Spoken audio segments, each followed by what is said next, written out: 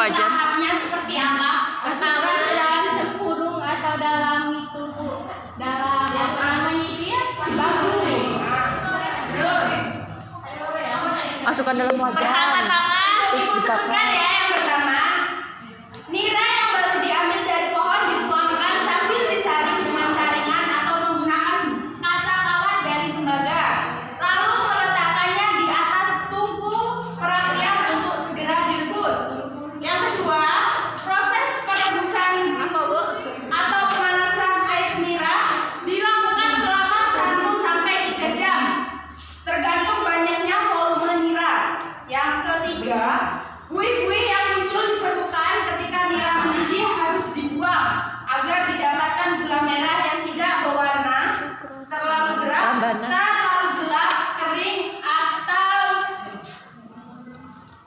dan tahan lama. Yang keempat, perebusan ini berakhir ketika nira sudah mengental dan volume sekitar 8% dari volume awal atau sebelum nira tersebut dipanaskan.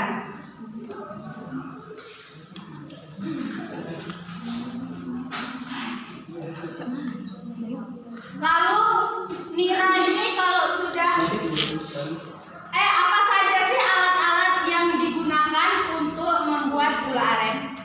Siapa yang bisa jawab? Saya. Apa saja? Minyak.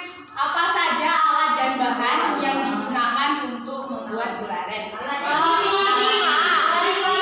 Wajan. Tungku, kompor. Kompor. Kayu. Yang ketiga.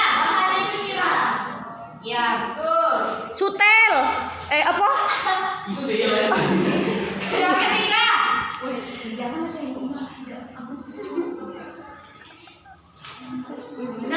Sudah, Ibu. Itulah tadi pemaparan materi dari Ibu.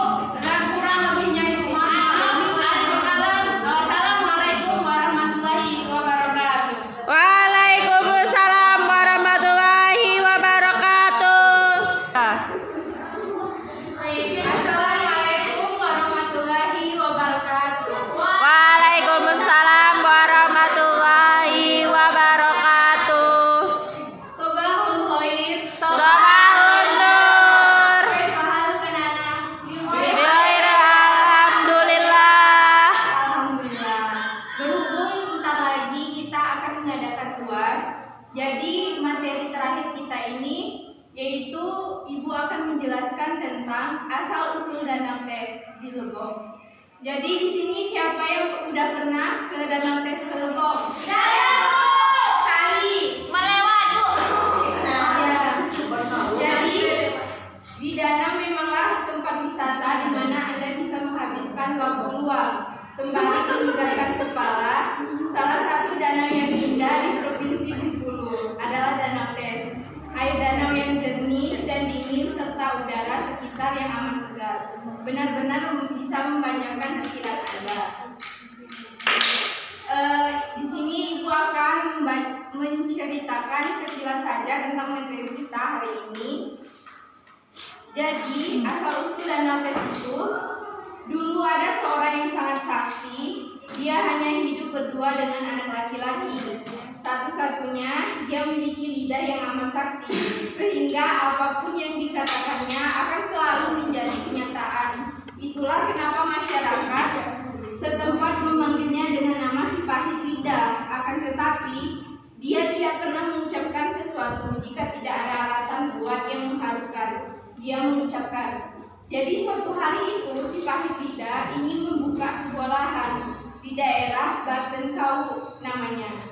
Daerah tersebut berjarak 5 km dari desa tempat tinggalnya. Setelah mendapatkan izin dari sang ketua desa, si pahit lidah mulai memberitahu warga sekitar kalau dia akan pergi ke Batenkau untuk membuat lahan persawahan. Lalu si pahit lidah mulai bekerja dengan sangat bersemangat dan giat. Dia menebang semua pohon di lahan tersebut dan membersihkan lahan dari semak belukar yang ada. Saat selesai, dia mencangkul lahan tersebut, sehingga dalam 2 hari dia telah menyelesaikan lahan seluas setengah hektar.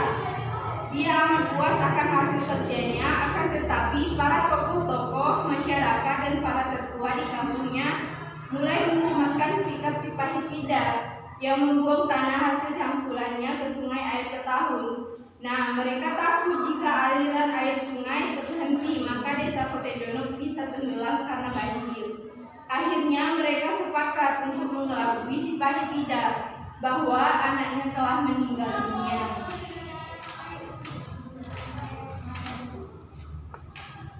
Lalu, sudah 3 kali para tokoh-tokoh masyarakat datang, namun dia tidak pernah percaya, hingga sang tetua desa sendirilah yang datang menemuinya. Akhirnya dia berkata kalau dia percaya bahwa anaknya telah meninggal dunia.